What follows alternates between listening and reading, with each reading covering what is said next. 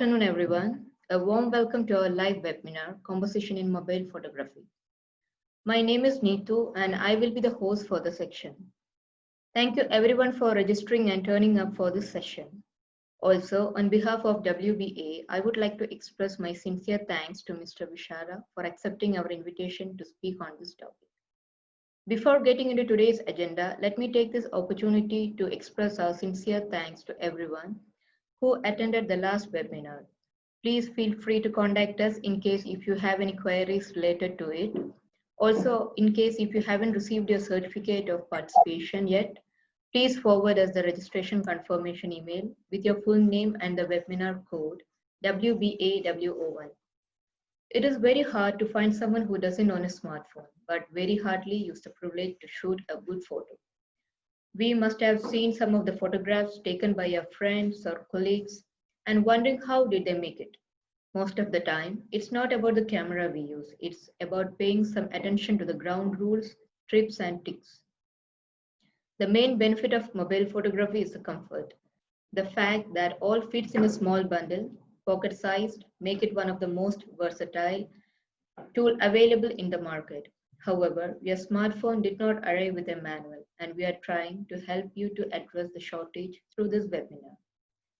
Let me now introduce you to the speaker of the day, Mr. Bishara Mustafa. Mr. Bishara Mustafa is a photographer by profession with keen interest in teaching photography.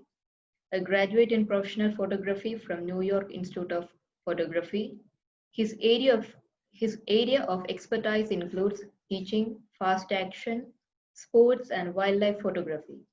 He is currently an instructor and mentor at Nikon School and also does private coaching for newbies and amateurs in different genres of photography. He has 7 years experience of leading workshops and has successfully helped more than 6,000 beginners and amateur photographers develop their photography skills in different genres from basics to wildlife to post-processing photos. His students range from school children in summer camps to more formal course for adults and corporates. During his journey, he has won a couple of awards for wildlife photography and his work has been published in NATGEO. A snapshot for his professional career. Nikon MIA certified instructor and trainer, founding member of FQ8 Kuwait Club, lifetime member of PhotoMuse India, member of New York Institute of Photography, member of Photographic Society of America, member of United States Press Agency. With this, let me hand over the section to Mr. Bishara. Hello, how are you? Before we start, I will just start the slides. Just give me a minute. There you go. I hope all can see the screen.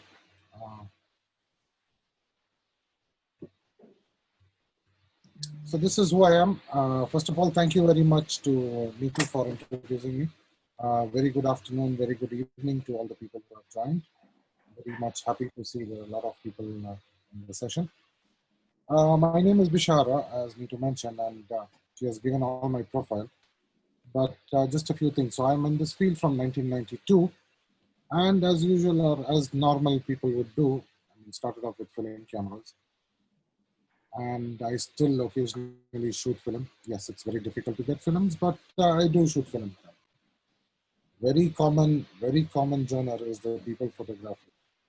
Anybody, any of you all shooting photos with your mobile phones now, the moment you bring a smartphone, the first thing you'll shoot, 90% of the people, the first thing I'll shoot is people. It might be your parents, it might be your brothers, your friends, anybody. She had already given my credit, so I will just continue straight away into the session. To the best of my knowledge, the question and answers can be left for the end. I mean, if we have time, because if I'm going to be answering for all the 100 people, it is going to be a bit of time consuming. Panelists, just help me over here. Are the slides okay?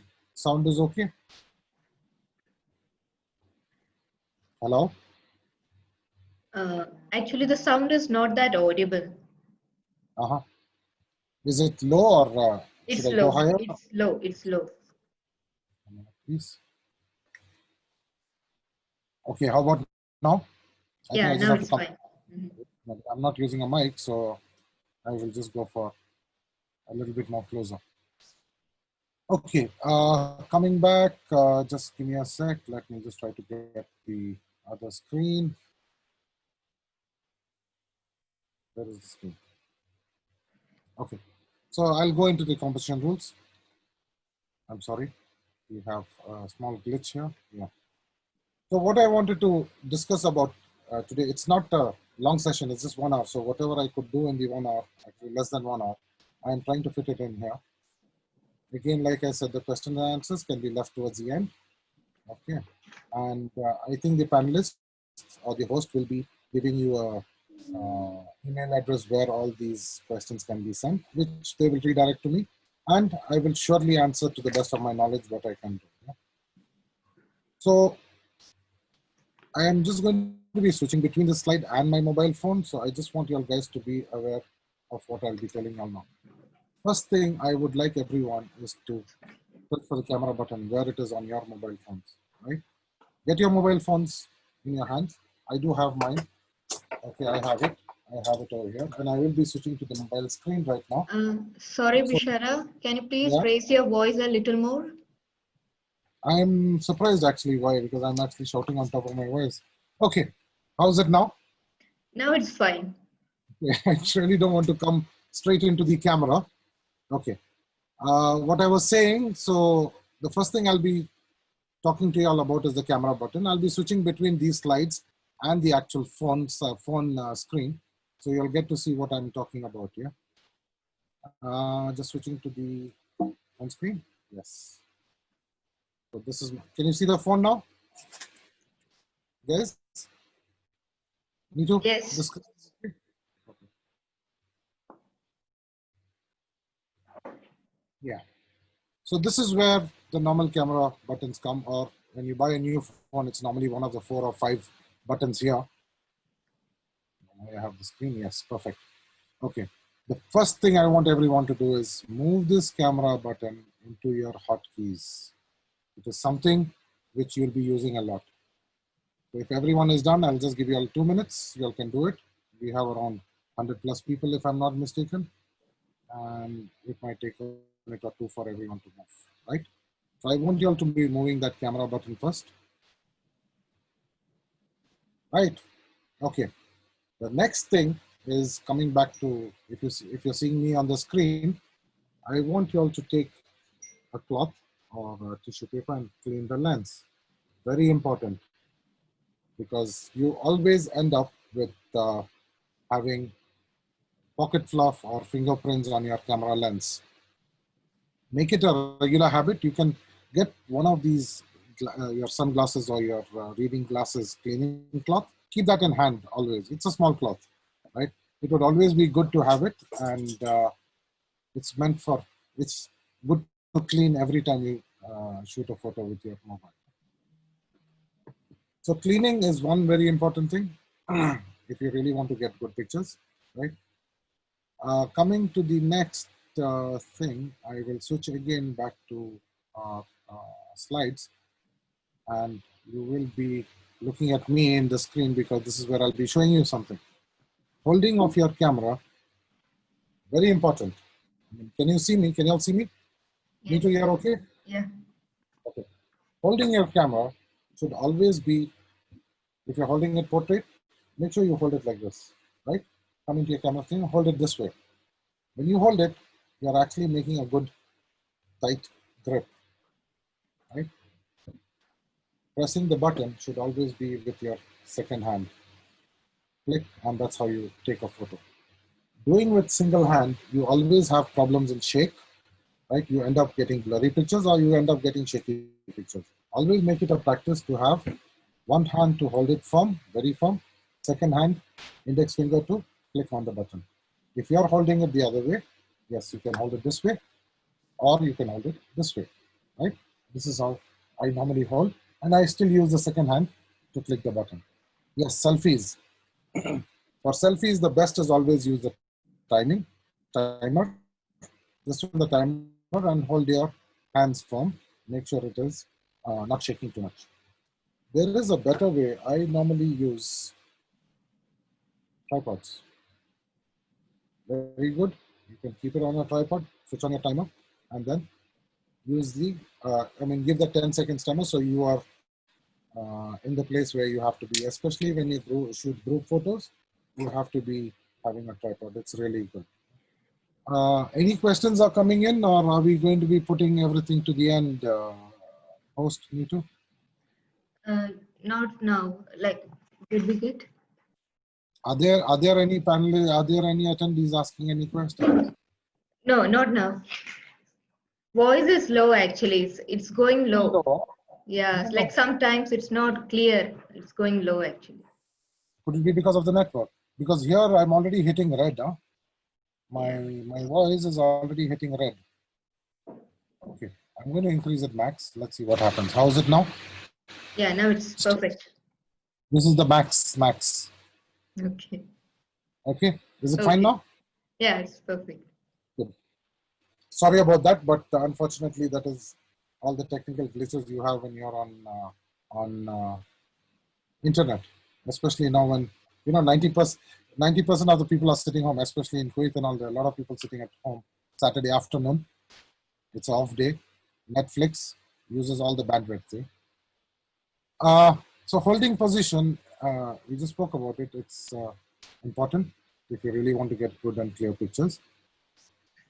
Clicking ethics. When I talk about ethics, I normally, even in my other photography, DSLR photography workshops, we always say, do not click any people on the streets. I mean, yes, street photography is something which of genre where you do it, but just be careful because it's always better you take permission from the people, especially if they're close by in the pictures, because you don't know, you might end up in trouble. Not necessarily like older days, everybody likes to click, get their pictures captured in the images. Yeah?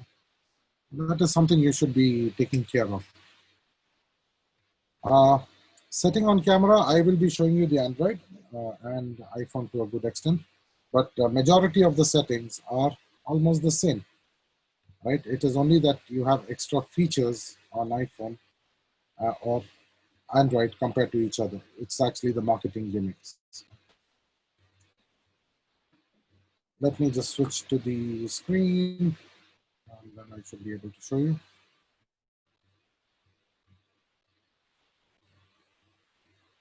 Does it come? It has Yes. to connect. Sorry, guys. Here you go. Good.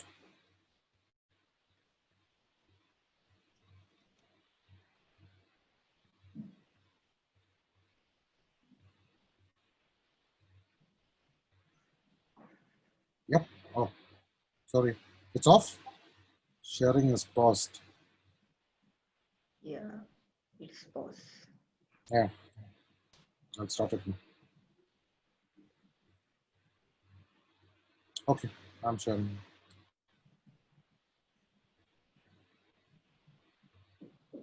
Is it on?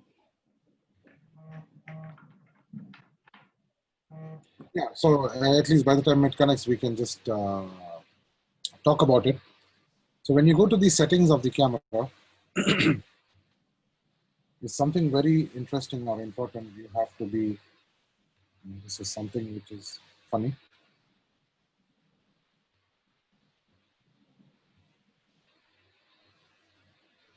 Unexpected, because this is all tested and done and tried.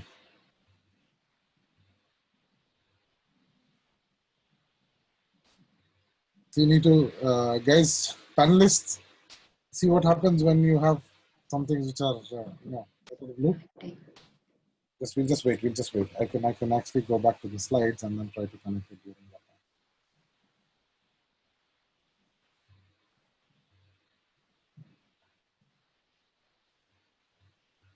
Yeah, we are here.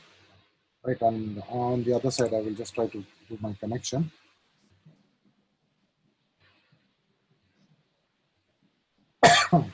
Hmm.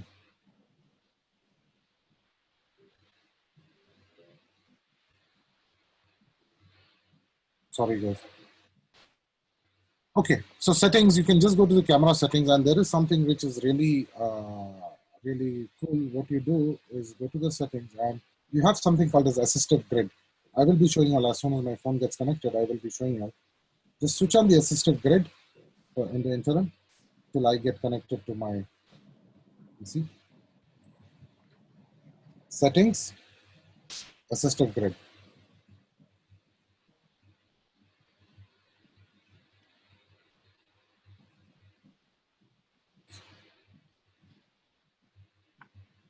For those who cannot find it, it is actually, you have to go to the camera and then the settings and not the general phone settings. Okay, for iPhone, you have to go to the general settings and there you have to select the camera and then do the assistive grid or the AF grid. Different phones have different.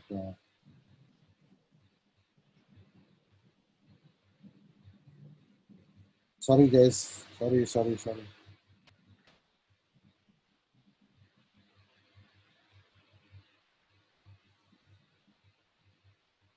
Unexpected.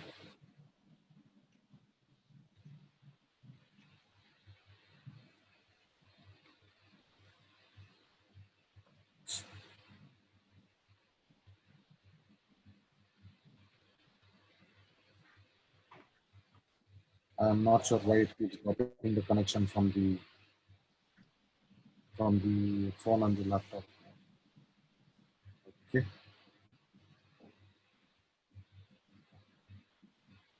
So I think I'm in. I'm just going to share the screen from the mobile, and here we go. Yes, sir. So it's okay. Now you see the phone.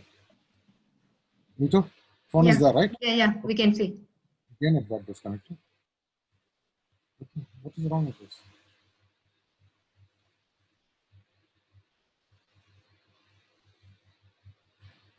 Now it's stuck.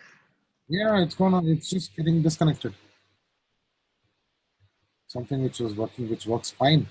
Unless, okay, start now. Please stay. I have to pray. Okay. So here you are. So I come to the camera. This is very interesting. I have no idea why it's doing it. And it actually pauses the share. Okay. So I think what I will do is just at least you can see me, right, Nito? Yeah. I'm on. Yeah. We can see. So what I can do is basically I'm going to the camera, and then I'm going to be using the share screen, and this is where your assistive grid is. I mean, I'll just bring it closer. So if you see the line that says assistive grid, I'm going to switch off and then switch on. What happens after this is basically you get the grid lines coming on your screen. So very interesting. These grid lines. The grid lines are something called as rule of thirds over here. Basically in the Android, it is on rule of thirds. And there are options, or there are other softwares which you can actually have different types of grids. So here it's rule of thirds. And I wish this phone does not really helps me to show you all the screen. And more of the grid I will be talking about during my composition rules, and then you'll get to see where exactly this is used. Yeah. Another setting basically is your exposure and your different options you have. Just give me a minute, guys. I'll just connect this, and then I think we should do it. I don't want to go ahead without doing this. The moment I share the screen, it goes off. Yeah.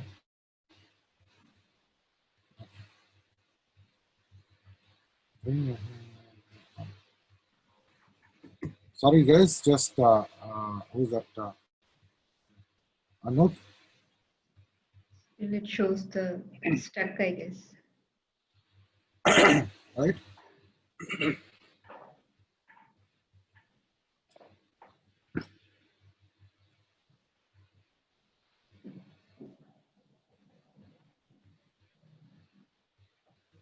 And it's USB connection. It's not even Wi-Fi. I'm really surprised why it is killing me here right now.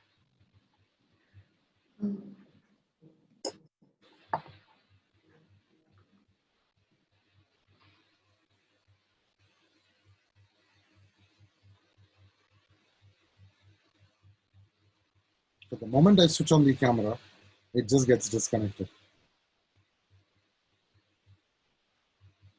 Okay, good. Thank God.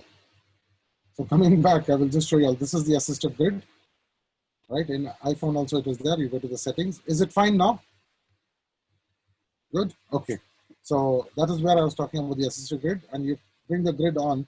It actually helps you to level, right? Many places, this grid, there you go, it's gone again. Okay, never mind. I think,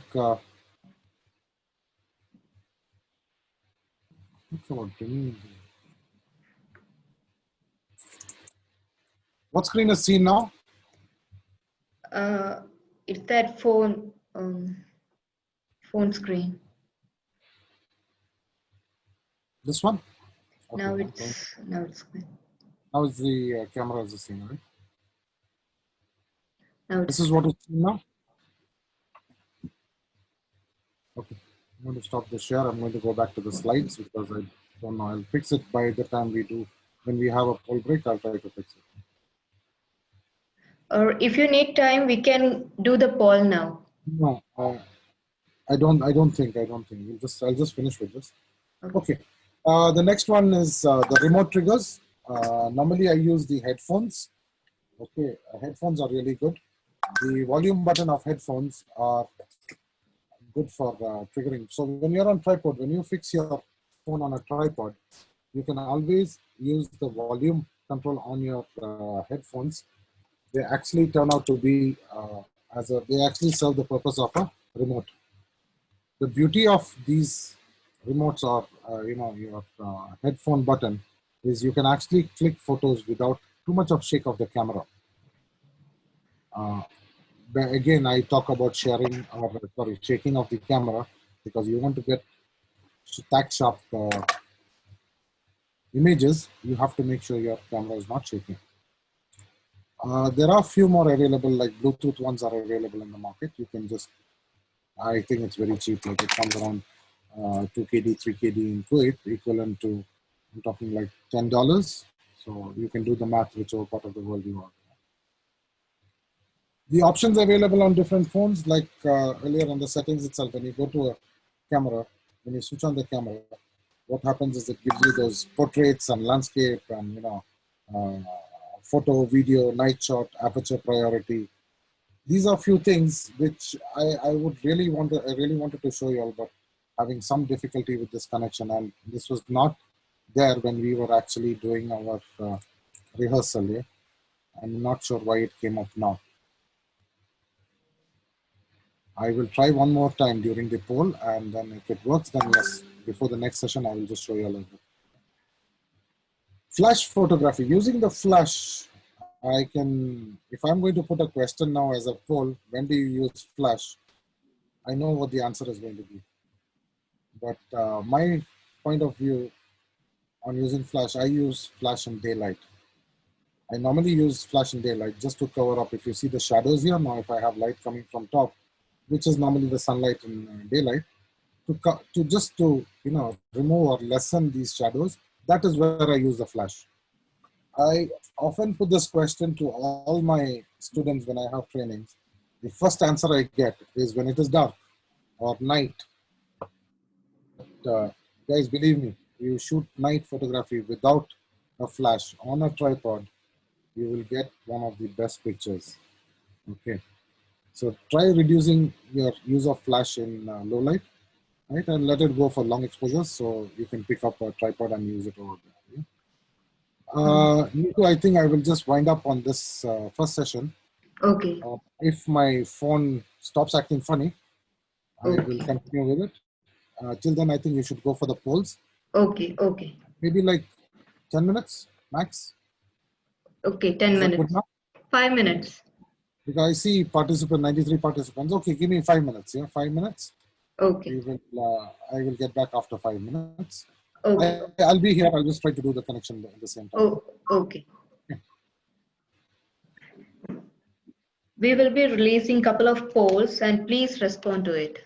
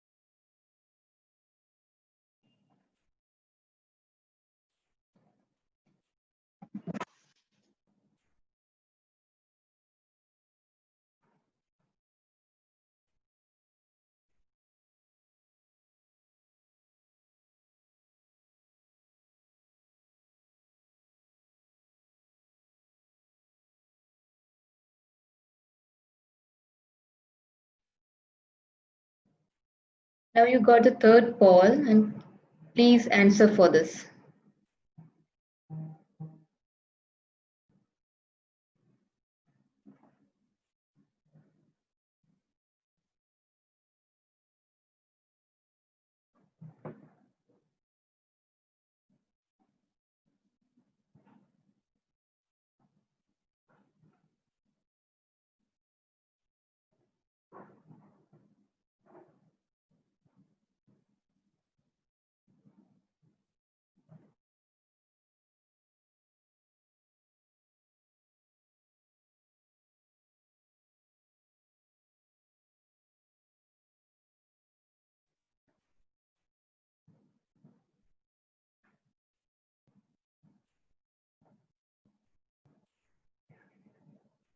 Now we are releasing the fourth poll. Yeah, please answer for this.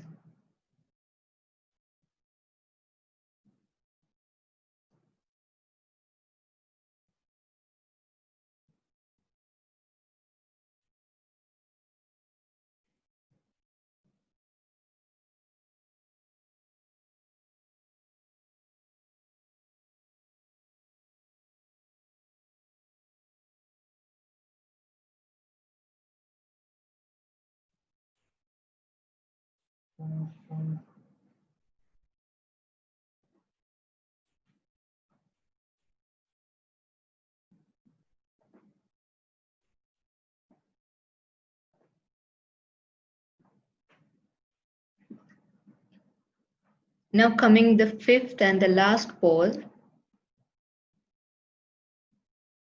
Please submit your answer for this.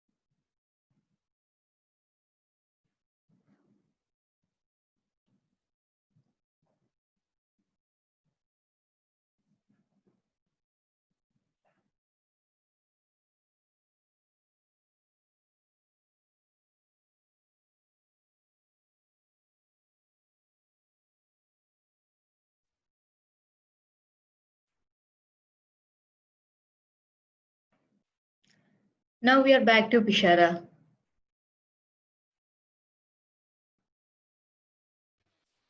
Okay, I'm back and I'm just trying to get the phone ready.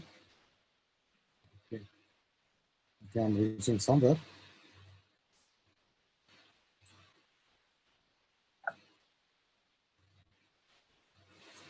Let me just close. I'm still having a Q&A. Okay, that's good. Can you see the screen now? Yeah, You can get to the slides? Good. the Okay. slides. So basically, I'm talking about just few of the composition rules. People say rules, but normally I preach it as ethics. And I think always it should stay as ethics. It is not, there are no rules actually in photography. You know? I mean, when you want to compose your shots, it's how you see it. You like an image because you've seen it. So it's always good to shoot how you see it. You know? But still, just to be on the safer side, there are some rules which I will show you. If you shoot it, your photos end up good. If you don't shoot it, your photos just end up as normal photos. Right? So basically, I can only tell you what it is. I can get you to a state where people talk about your photos. They say it's wow, but I cannot guarantee on that. Yeah. It all ends up in how you shoot. So, like it always says, like the slide says, you know, the only rule in photography is there are no rules. However, there are a number of established composition guidelines or ethics. You apply them, you end up getting beautiful balanced pictures. Uh, just a minute, please. Yeah. Few of them, which I would mention today, is rule of thirds, the balancing elements, the leading lines, symmetry and pattern. You have the viewpoint, background, depth, framing, cropping, and experimentation. This is not all. There is more. There's lots more. Yeah, but these are basically the 9 of them. The 10th one is just an experimentation. The 10 of them, if you can actually try to follow these, this covers the rest of them. Yeah. So coming to rule of thirds, one of the most important, see guys, the name says rule of thirds. It is just rule of thirds, and I'll show you why it's called rule of thirds. It is not a rule as rule. It is a composition guideline or an ethic of how to shoot photos. So what rule of thirds? If you looked at the grid line which was there in your camera, this is where we are back to. I was telling you I will be talking about it later. So this is where it is now popping up. Yeah? So if you go back to your camera, switch on your cameras and get that grid line over there. So my slide talks about the same. It says, imagine your image or your screen is divided into 9 equal segments, 2 vertical and 2 horizontal, right? Rule of thirds says you have to position your most important element in your scene on the lines or the points where they intersect. So when you come back to, let me switch to the phone. I hope now it works because I'm really getting worried. This is not how it was planned to go. I think till it joins, I'll just go back to my slides and show you what is that we're talking about. So if you come here, for example, this is one of the images with the grid line. You can clearly see the lighthouse is kept on the points where they intersect. So when you click also, when you click with your phone, you have your image somewhere lying on these points or on the lines where they intersect. Right? So this lighthouse is basically on the points of intersection or the line where they intersect. I want to get this. Yeah. A very common, another thing about rule of thirds is try to get your horizon on one of these lines, either the lower 1/3 or below, or the upper 1/3 and above. If you look at this image, the horizon is on the lower 1/3. Reason being, there is some interesting things in the sky. If the sky was blank, if the sky was empty, and there happen to be some boats or ships in the water, I would naturally just bend down a little bit more or come down and then get the sea horizon over here, making sure I have all the interesting elements in the water in my frame. You notice the lighthouse is on the right hand side of the screen. The reason being I have a lot of empty space in the front of the subject or the object. Rule of third states, that to have your most important element on one of these places and then making sure your negative space is towards the side where the subject or your object is actually facing. Neetu, you can see the mouse also moving, right? Yeah, we can see.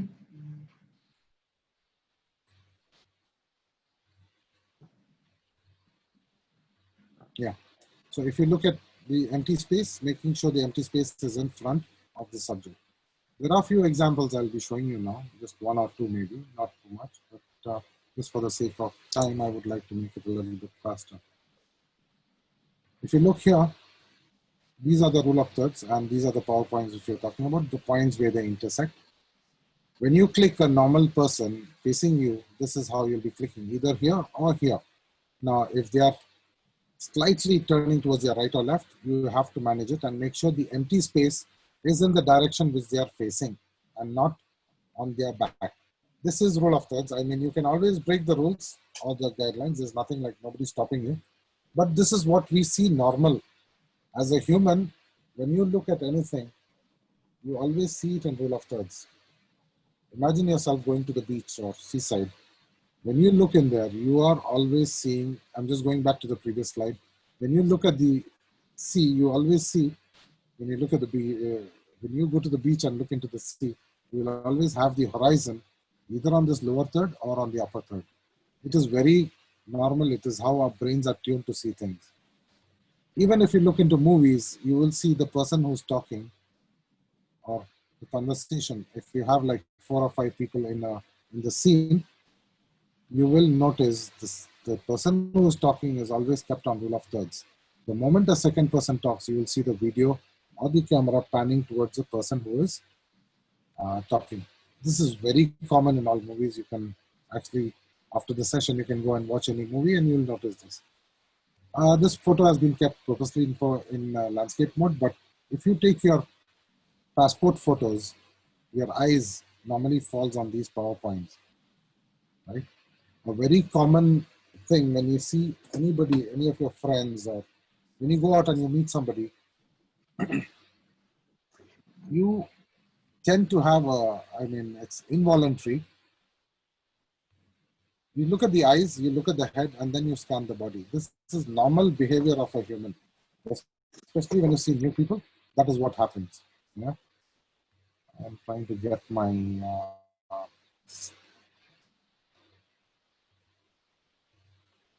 screen on. Yeah. So you normally look at the eyes of the person, then you scan the head, and then you go down. Even today, when you actually came into this session, it is very involuntary that you look at the eyes, the head, and then you look at whatever is possible. Coming back to this example, if you look here, there's a house on this side of the image, and you have a pathway leading into the mountains. If you notice here, the horizon, line of horizon is actually on the above 1/3, and not on the lower, on the upper 1/3. One of the reasons the house is not here is because this path would have broken and gone out of the frame, creating distractions in your picture.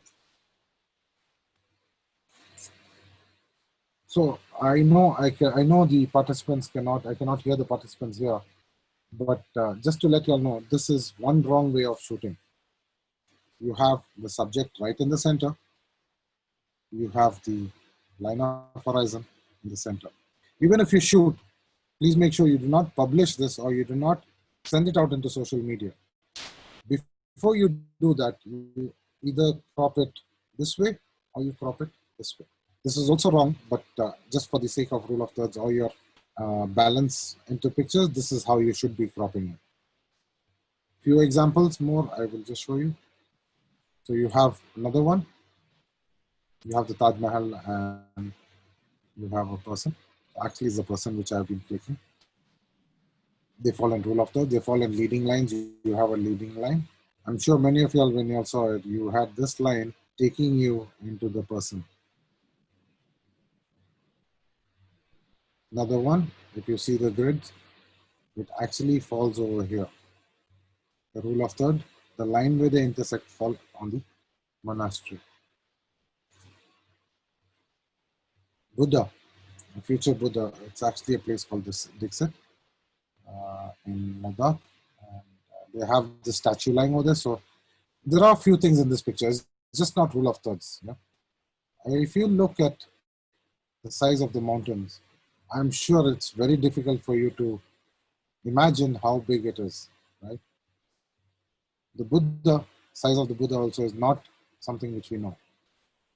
Guys, for who can see the screen, just look at the size of a person or a window over here. The window is something which is very common, or the human being over here, or even for that matter, the trees. Looking at these, you can actually imagine what size the mountains or the Buddha would be. Yeah? Another example, let's go to balancing elements. You have your next rule or ethic, which is called balancing elements. A very common, I am not going to be reading. I think the video is here, so they should be sharing the video. Whenever you click photos of new products or things which people cannot imagine the size of it, always have a balancing element. In this example, the projector, a projector being so small can be only denoted by the hands which is here down.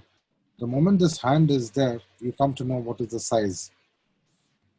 Going for another example, if I do this, looking at this, two of them, I'm sorry, there's something distracting me here. Yeah, looking at the screen, you know the second one is bigger than the first one because the first one is lying in the fingers, the second one is lying in the palm, right? Come for another example, very common with Bose speakers, they always keep a relating item. If you look at the speaker alone on a white screen, you would have never known what is the size of it. The moment the mobile came here, you know, okay, the size is like around 2.5 times the size of an iPhone 4S or 5.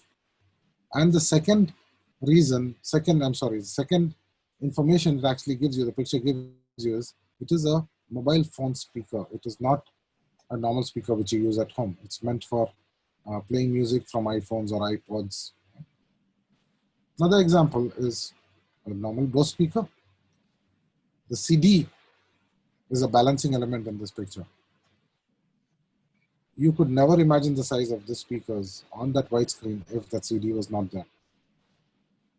You know, guys, CD has never changed size. Yes, there is data CDs, there's visiting card CDs. Those are not part of it. The speaker you cannot use for data. It is meant for music or for videos and all. And normally DVDs, Blu-ray discs, and CDs have never changed sizes.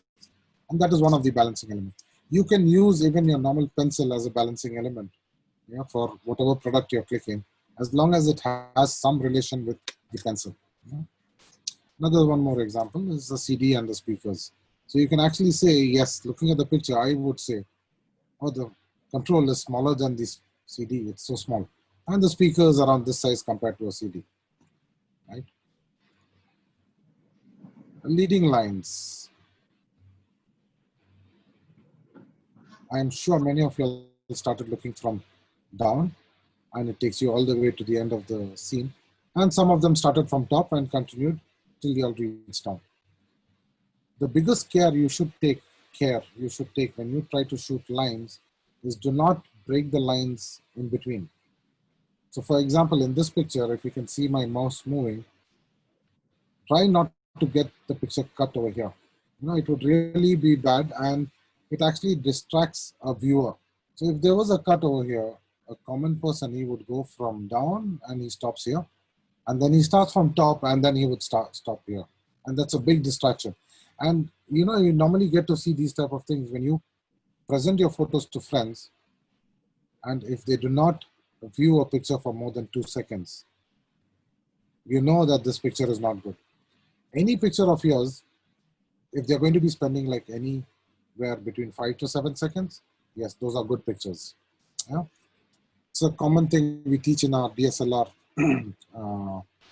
training sessions. Yes, that cannot be done in 1 hour Zoom session. Those are normally 5 to 6 hours. Examples, you can see this. These type of photos, very common mistake I see people doing. They stand on the sides, either on either side of the road, and then click. No, this photo to click, believe me, does not take more than 2 to 3 seconds. Yes, you need a friend who will be watching for the oncoming traffic. Just get on the road, make sure you focus on infinity, that is towards the end, and click. They really take a viewer to look from this end till the end and keep him guessing. And this photo, normally a viewer would take around 5 to 6 seconds to just admire the image, the beauty in the picture. Another example, you have the stairs and the side rails or side path which you have. If you have people in this, you can actually make them stand on the stairs or make them sit on the side. They turn out to be good. Another one here. So this is basically breaking rule of thirds. If you look at the windmill, it is nowhere in the rule of thirds. It's bang in the center. Your horizon is in the center. So you are breaking the rule of thirds composition ethic. Reason being, the leading lines here is the one which takes you into the subject. So when you have these leading lines, they actually tend to be really good to take you into the subject. Another one, New York railway station, rails. So at the platform, very common mistake I've seen my friends in India itself doing it, and other places I've seen, they stand on the platform and they try to get these trains. No, it's always good if you have, normally all railway stations have bridges to cross across to the other platform. Get on top of the bridge and click from the center. Believe me, they turn out to be very good. How are we doing on time? Can I get another 10 minutes? Is it okay? 10, 12 minutes? Sure? Sure. No constraints, huh? No. Okay. Another one leading line. So this is the Lotus Temple in Delhi. I have actually taken the help of these rails to actually go into the Lotus. Right? I feel it's good. On the contrary, if I would have stayed on one of the side and clicked, I would have never got the symmetry built into the Lotus. Symmetry and patterns, now something which we every day see. There are a lot of patterns around us. Just looking up into a building itself, a high-rise building, the windows of the building itself creates patterns. Yeah? Symmetry, yes, this photo which was clicked had more on the left side. It was cropped just to make a symmetry to the center. So if I fold the photo, I have everything on both sides. Yes, maybe the plants, but that's okay. A watch, normally a watch or a clock advertisement, you normally see it on 10:10 because they have symmetry to it. True symmetry is the legs on both sides. And second thing, the way of pronouncing it as 10:10 does not come anywhere in your clock. Yeah? Few examples of patterns. So I have just one row standing out from the rest of them. If that row was not there, or even in this picture, if the sleeve was not here, basically it would be a real boring picture. Few more, like 3 of them are without sticks, the rest have the sticks. In this picture, I've just got one girl who's with a red headgear, and the rest, all of them are black. It actually stands out. It makes that particular subject of yours stand out from the picture. Same thing here. You have one red and the rest of them green. And a very common thing we do, I was telling the panelists when we were doing our rehearsal, we go to hotels for seminars or for sessions, and we hit the coffee table. We do this with the coffee mugs and the coffee. We just pour into one and keep them upside down and then shoot photo. Turn out to be good. It's just, fun shoot. And guys, I forgot to mention something actually in the beginning. This session is basically for beginners and amateurs and not for experts. Yeah? So just let's treat the training or the workshop webinar as that level. Yeah. Viewpoint. Today, I don't know, how many people actually limit yourselves from shooting? Is it one shot and then walk away, or Is it 100 shots and then, spend 1 hour, 2 hours in one location to get the best? Me always, when I shoot photos, especially when it comes to landscape or street photography, I never shoot one and walk away. Always I spend at least half an hour to 45 minutes, maybe even 2.5 hours. When you're in street photography and landscape, there are a couple of things which is beyond your control. The only thing you have in your control is your camera, and you click the click button to capture the image. Try always, to shoot more. Sorry. Yeah. Shoot more and more of pictures, and then come home and do your culling process, your selection. Right. Here, the viewpoint, what I talk about is when you shoot photos during this time, whenever you're outside, don't limit yourself to one angle. Me personally, this picture, I have the same shot. I have another one where I sit behind him where my mouse is and then shoot into the sea. I like to do those type of pictures. Yeah? But as a beginner, as an amateur, again, like I'm saying, so try not to restrict yourself. Try shooting from different angles. Maybe this one viewpoint where it's from top over here, maybe you can have from the sides, from behind. Maybe you get into the water and shoot, face on. So try not to limit yourself. Backgrounds, something very important. Like, if right now itself in this video, this background, if I did not have this so-called technology is, virtual backgrounds, believe me, you would have seen the mess what I have in my studio here. Yeah? For my normal formal higher end trainings, I keep it open because I have to show them the things that I have. When you click photos, try to get, maximum non, cluttered backgrounds where you do not have distractions. We call them distractions in photos. Either you blur it out completely or you try to get some plain colors. Right? In this example, this is actually taken from one of the orchestras here, one of the school orchestra. There are a lot of techniques in photography. I mean, you go to the higher level, you will find out how to set your exposure or how to control your exposure on given subject with your cameras. Basically here what I've done is just brought down the exposure. Luckily there were stage lights which was hitting this particular lady.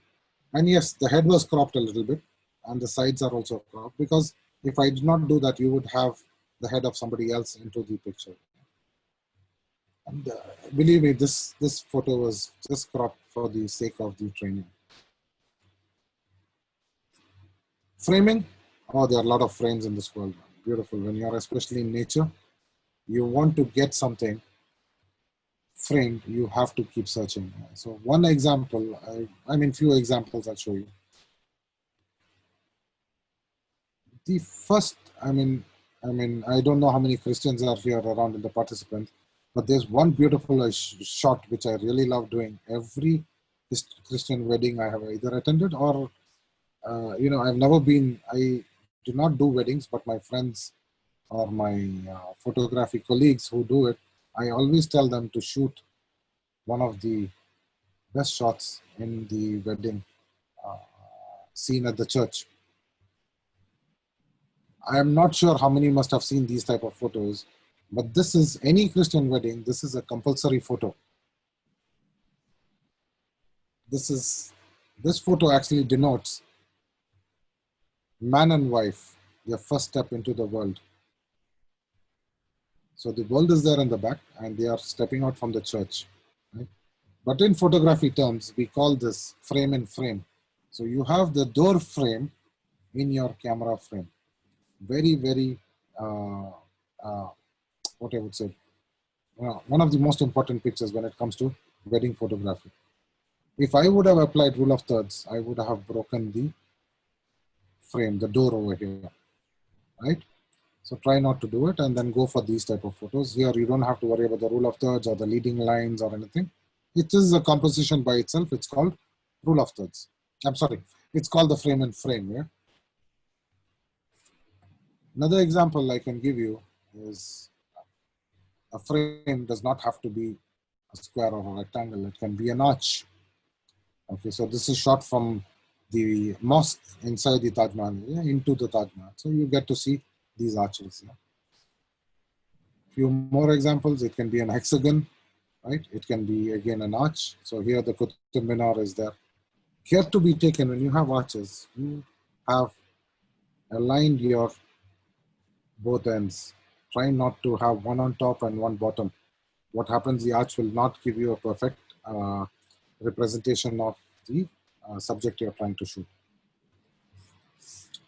Another frame, you have one of the monasteries in this frame. If you had noticed yourself, the first thing that you look into, when this image came up on the screen, you immediately look into the subject which I'm trying to show you. In this case, it is the monastery. Just think of it. I can go back and see what happens. That frame actually brings you or forces you to look into the subject. Yeah, my 10 minutes is up, but I think I'm almost done. Depth. Yeah, for you landscapers, people who do landscape photography, right? I don't know how many are there. Unfortunately, it's not a two-way session.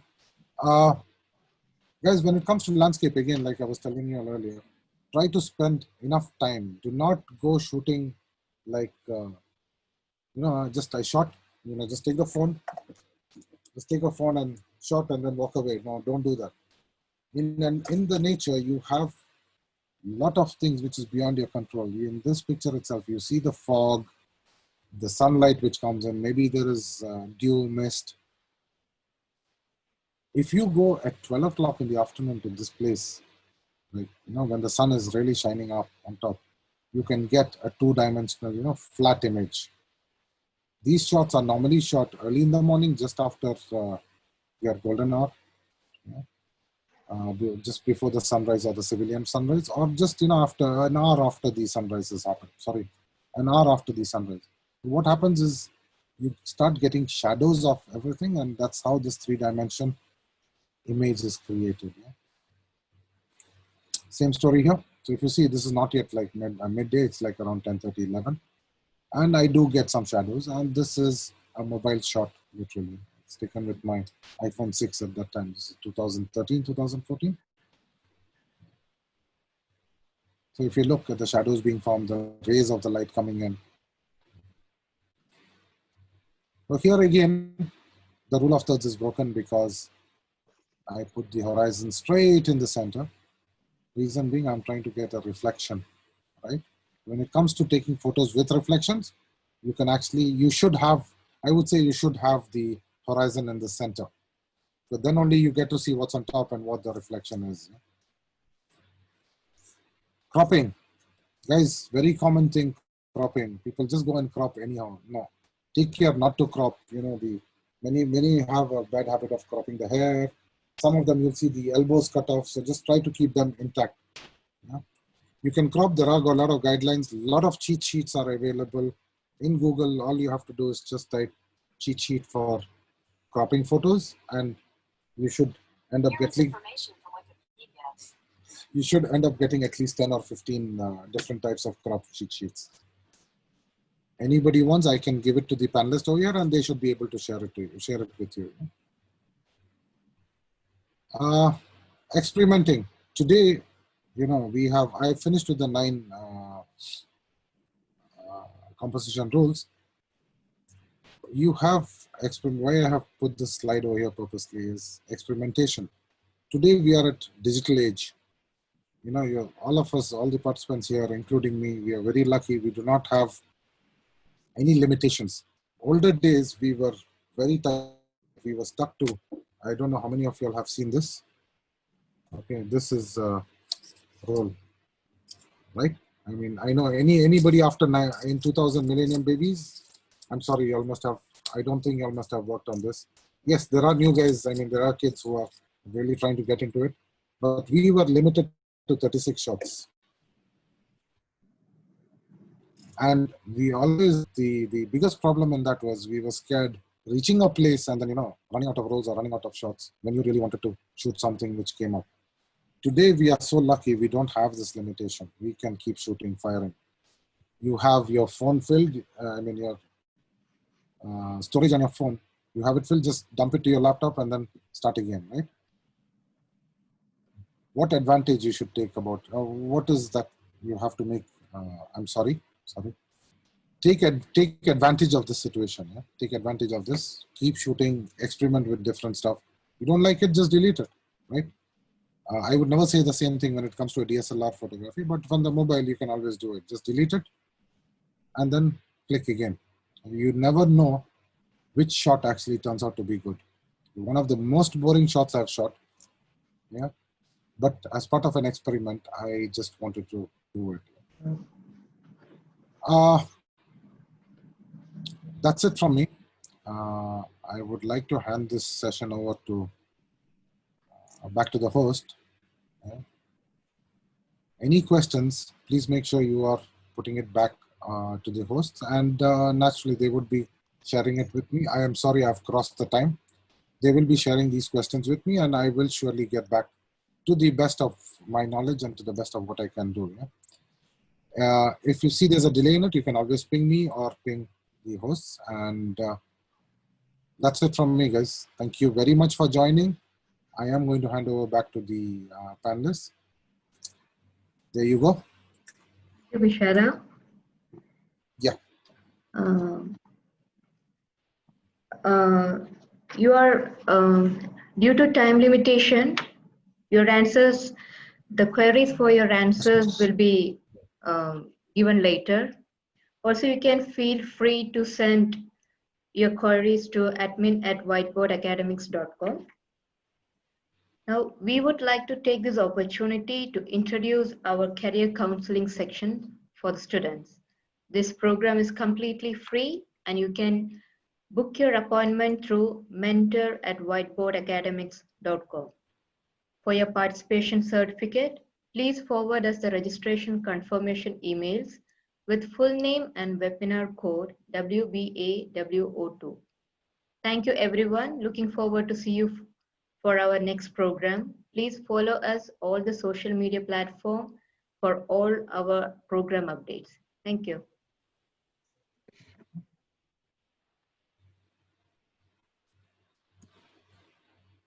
So I'm also going. See you all, guys, and inshallah, the admins will be sharing with you my details. Okay, my Facebook, my Instagram, my site, and my email ID, so you can actually get to me anytime. Take care and bye. Thank you. Thank you. Bye.